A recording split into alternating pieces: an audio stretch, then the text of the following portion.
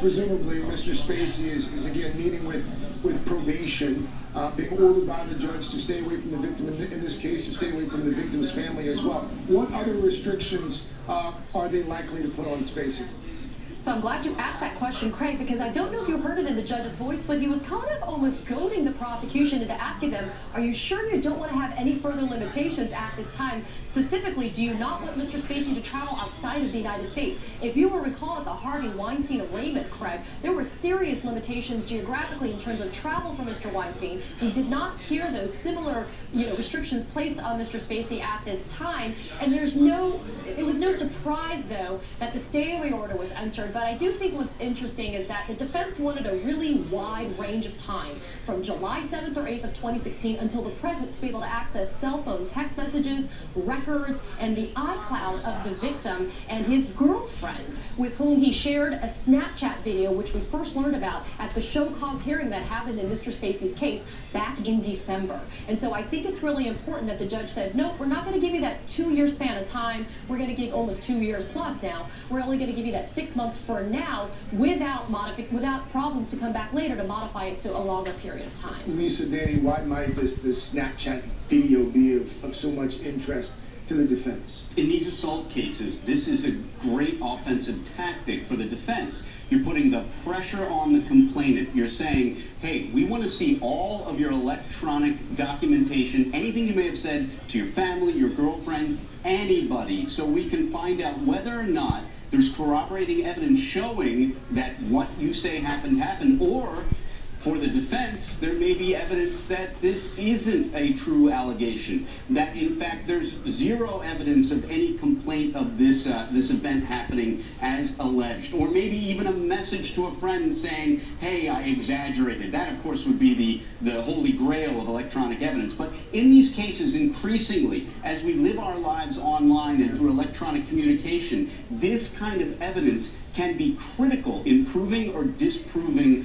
a claim, whether in civil or criminal court. And remember, on the night of the event, there's no dispute about this. The victim was Snapchatting, texting, and that's a lot of 18-year-olds do that at points in their life that you and I might not think appropriate. But as Danny points out, that's a treasure trove of evidence, and it's clear the defense wants to attack the victim's credibility. That's Defense Attorney 101. Left side of your screen, again, for folks who are watching at home and for folks who might be listening on Sirius Satellite Radio, left side of your screen, that is the front door of Nantucket Town Hall. That is where this court proceeding just played out, involving two-time Oscar winner Kevin Spacey. Right side of your screen is the view above the courthouse, and you can see the horde of reporters who have descended on this tiny town. All of this, again, going back to, as Lisa just mentioned, going back to 2016, where Spacey allegedly stuck his hands down this 18-year-old's pants and grabbed his genitals after buying him drinks at a restaurant there on the island.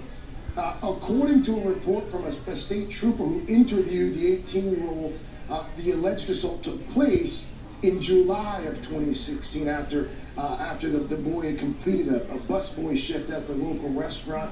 His mother, a former local TV news anchor, she levied these allegations against Spacey at a news conference in late 2017, and authorities issued a criminal complaint against Spacey in December. Since all of that happened, there have been, again, scores of men who have come forward with their own allegations related to Kevin Spacey, with accounts ranging from harassment to attempted rape. In this proceeding that's going to happen in March 4th, back in Nantucket, any chance that any of those allegations find their way into the courtroom? There's an open allegation in California. There were two that we're aware of, and one was not advanced because of a statute of limitations problem, and we've all talked about that before. It was simply too old for prosecution, but apparently there's another allegation that's being looked into. And let's listen in. Mr. Spacey, what do you think people say of your performance today? Say that. Any comment? How do you feel, Mr. Spacey?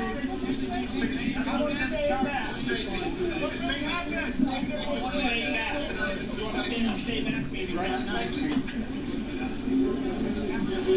Other way, guys.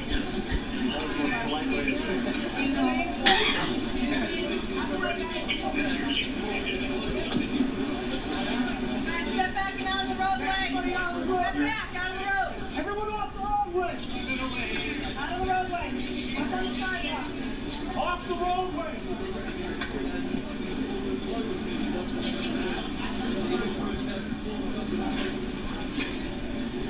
Kevin Spacey smiling. Entire hearing inside. There you have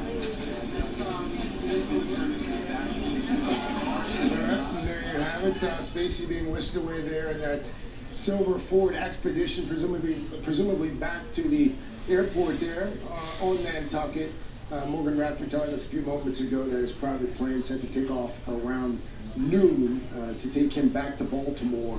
And it looks like we are going to get this vantage point from high above this sleepy town. Lisa Green, I cut you off before as we watched Spacey. We were watching to hear if he were to answer any of the reporters' questions that were being shot at him.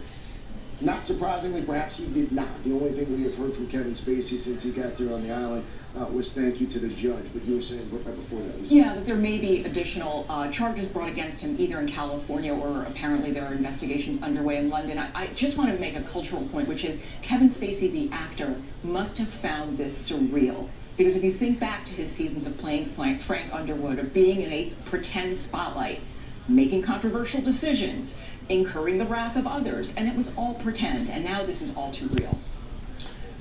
Katie Phang, I want to bring you back into the conversation here because, again, as we look ahead to this March 4th hearing, charges like this that are being levied against Spacey, how difficult are they to prove?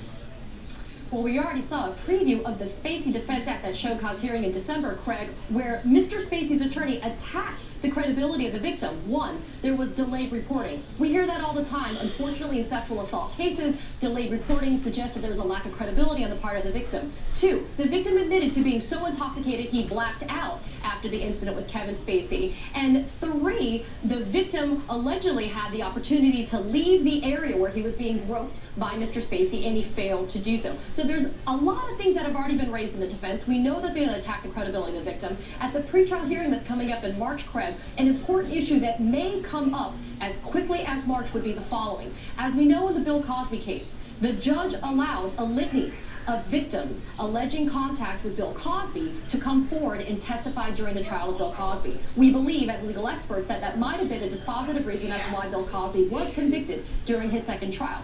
Will Kevin Spacey have to face his other accusers that we've heard about through you and Lisa and Danny? Will he have to do that? And that might be a determination made at a later date at the pretrial hearing. But the problem ultimately, though, I think, Craig, is going to be, can you control your client if you're Kevin Spacey's lawyer?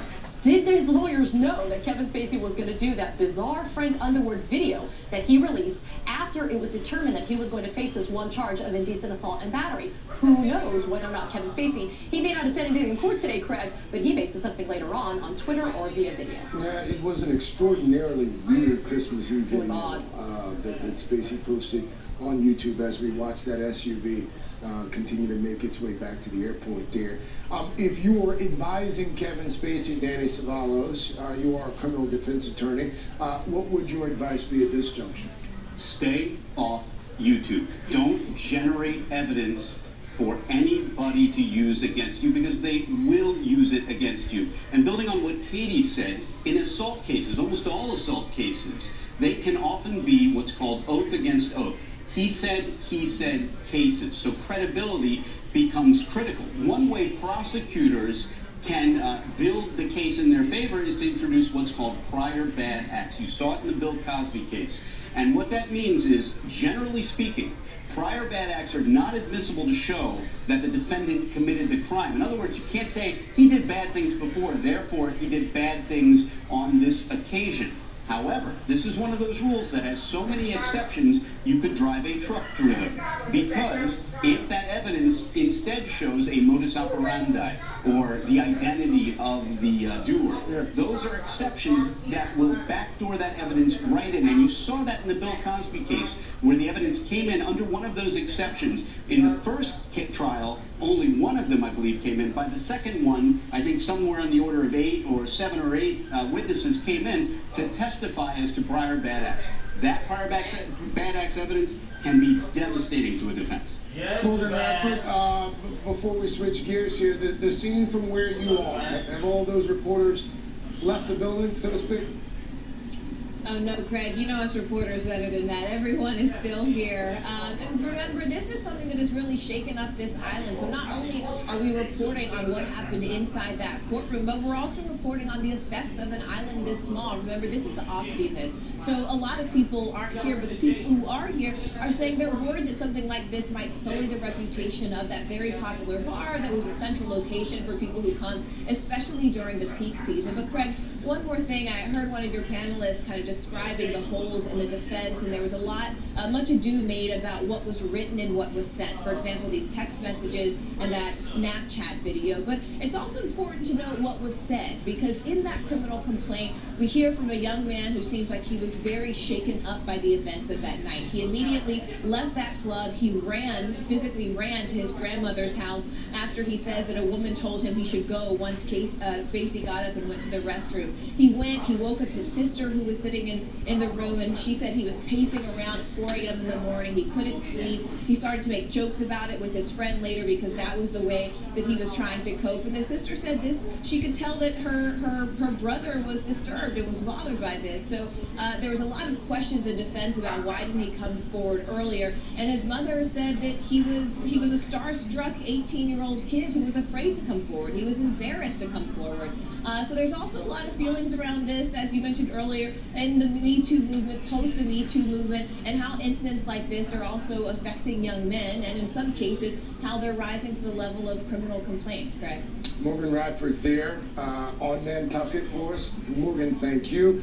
A big thanks to Katie Phang as well, and Danny Cevallos and Lisa. Again, appreciate your insight and analysis again as we watch Kevin Spacey, the two-time Oscar winner, make his way back to the airport, leaving court after his appearance in a sexual assault case. When we come back, cracks in the wall.